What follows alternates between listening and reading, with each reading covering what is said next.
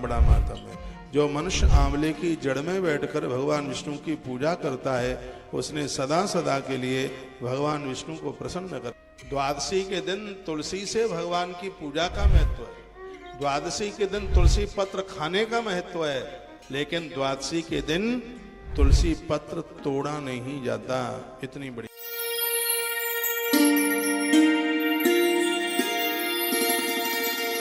द्वादशां तुलसी पत्रम धात्री पत्रम तो कार्तिके लुनाति स नरो गच्छे निर्यानति गर्यताम। 25 नंबर का श्लोक है। जो मनुष्य द्वादशी के दिन तुलसी के पत्ते को तोड़ता है, मैंने पूर्व में भी, जो मनुष्य द्वादशी के दिन तुलसी के पत्ते को तोड़ता है वह अति निंदित नरकों में जाता है, उसे कोई बचा नहीं। द्वादशी के दिन तुलसी से भगवान की पूजा का महत्व, द्वादशी के दिन तुलसी पत्र खाने का महत्व है, लेकिन द्वादशी के दिन तुलसी पत्र तोड़ा नहीं जाता। इतनी बड़ी में लिखा है। धात्री छायाम समाश्रित्य कार्तिकेयं भुनक्तिया अन्न संसर्गजं पापमावर्षं तस्य नश्यन्ति। कहा गया है कि जो कार्तिक के महीने में आंवले के वृक्ष के नीचे बैठ करके किसी को भी भोजन कराता है उसको 1 वर्ष तक भोजन कराने का फल प्राप्त होता है, सगरे दोष समाप्त हो जाते हैं। इतना बड़ा मातम। जो मनुष्य आंवले की जड़ में बैठकर भगवान विष्णु की पूजा करता है उसने सदा सदा के लिए भगवान विष्णु को प्रसन्न कर लिया। आंवले के वृक्ष के नीचे नारायण की पूजा का इतना बड़ा महत्व है। आंवला, तुलसी, पीपल, बरगद, ये सब वृक्ष एक साथ आप लगा सकते हैं, उसका दोष नहीं है, उसकी बहुत ज्यादा महिमा है। ये लिखने लायक बात।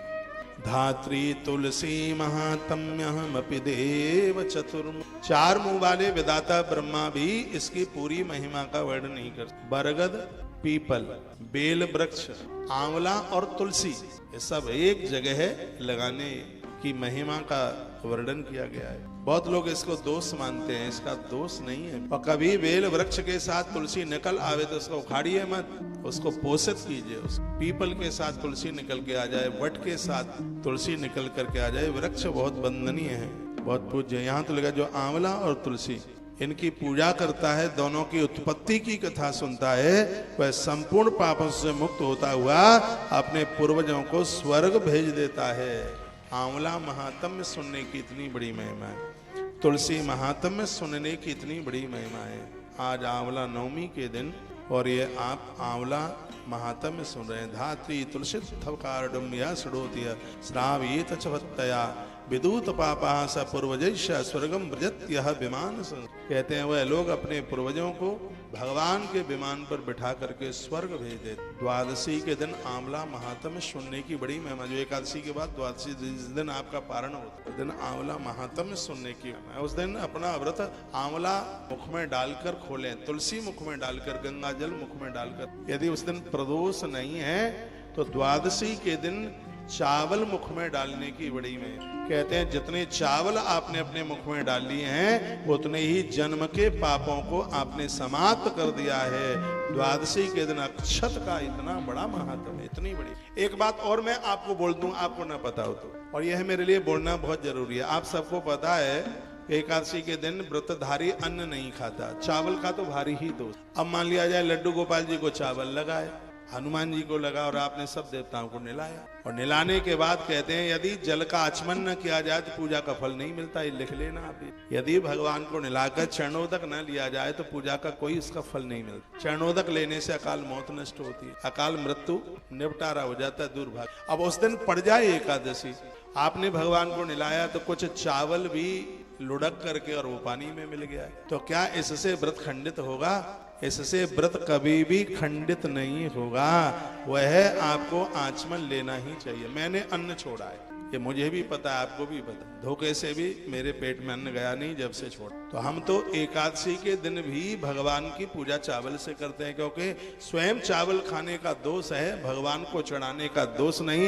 यज्ञ में एकादशी के दिन चावल डालने का बिल्कुल भी दोष नहीं है। हम आपको कन्फ्यूज थोड़ी करेंगे, बिना प्रमाण को कोई बात नहीं करेंगे। मान लिया जाए हमने दशमी को चावल भगवान को चढ़ाए, और भगवान पर वो चिपटे। एकादशी के दिन हमने भगवान को स्नान कराया, तो जल में तो पंचामृत में जल में वो सब चावल आ गया, और हम भगवान को नहलाने के बाद अभिषेक के बाद आचमन करते हैं, तो फिर हम वही आचमन करते हैं जो हमने जो भगवान को नहलाया है, क्योंकि हमें पता है कि ऐसा करने से हमारा उपवास खंडित होता ही नहीं है, बिल्कुल भी खंडित नहीं होता। बहुत लोग एकादशी के दिन चरणोदक नहीं लेते बिल्कुल ठाकुर जी का। क्यों नहीं लेते? उनको भय लगता है, डर लगता है भगवान को चावल चढ़ाए, कहीं इस पानी में भगवान के जल में वो चावल कोई मिल तो नहीं गया, भले ही मिल गया है, उसमें किसी भी प्रकार का कोई भी दोष नहीं है। लिखने लायक बात यह है कि भगवान को स्नान कराने के बाद यदि आप चरणोदक नहीं लेते हैं तो आपको स्नान कराने का कोई फल नहीं मिलता, बिल्कुल भी फल नहीं मिलता। इसलिए ठाकुर जी के स्नान के तत्पश्चात वह जल लेना चाहिए। उसमें तुलसी पत्र डला है तो फिर वह तुलसी दल हो जाता है। अब ये दो बातें और सुन लीजिए। खाली तुलसी का पत्ता लेते हैं वो रोगों का नाश करता है, और तुलसी का पत्ता गंगा जल में या भगवान के चरणोदक में डाल करके लेते हैं तो वो पापों का नाश करता है। ये दोनों में अंतर है। खाली तुलसी पत्र तो रोगों का नाश करता है, नकारात्मक भाव का नाश कर देगा, जो गलत सोच है उसको खत्म कर देगा। ये तुलसी के पत्र की बड़ी महिमा है। लेकिन वही तुलसी जब जल में मिल जाती है तो तुलसी दल का रूप धारण कर लेती है। जब तुलसी दल अंदर जाता है तो अकाल मृत्यु हरणम, उससे अकाल मौत टल जाती है। और वो तुलसी दल हमारे अपराधों को समाप्त करता है। इसलिए कहा जाता है कि सालराम भगवान को हमेशा तुलसी दल के साथ ही स्नान कराया जाता है। और जब जो आप जल ले रहे हैं, जब उसमें तुलसी का पत्र गिर गया है तो अन्न का कोई दोष रहता ही नहीं है। ये तुलसी की इतनी बड़ी महिमा। पद्म पुराण मेरा फेवरेट ग्रंथ है, इसके कई खंड हैं इसके, और ये ग्रंथ कोरोना काल में आपके घर तक भेजा गया है। मेरे निवेदन पर इस ओर से लेके लास्ट छोर तक इस ग्रंथ को पूरा पढ़ लीजिएगा, आनंद हो जाएगा, हर बात का समाधान हो जाएगा। इतना बड़ा महात्म्य तुलसी विपन्न छाया त्रयशा भविन्नपः तत्र श्राद्धम प्रकर्तव्यम पितृणाम दत्ताक्षयम। कहते हैं श्राद्ध के समय में तुलसी के सानिध्य में किसी ब्राह्मण को आप भोजन करा देते हैं तो इस ग्रंथ में वर्णन किया गया है कि सिर्फ हमारे पूर्वज तृप्त ही नहीं होते, फिर वो भगवान के धाम में चले जाते हैं, ठाकुर जी के धाम में उनका पहुंचना हो जाता है। इतनी बड़ी महिमा, इतने बड़े महात्म्य का वर्णन इसमें किया गया है।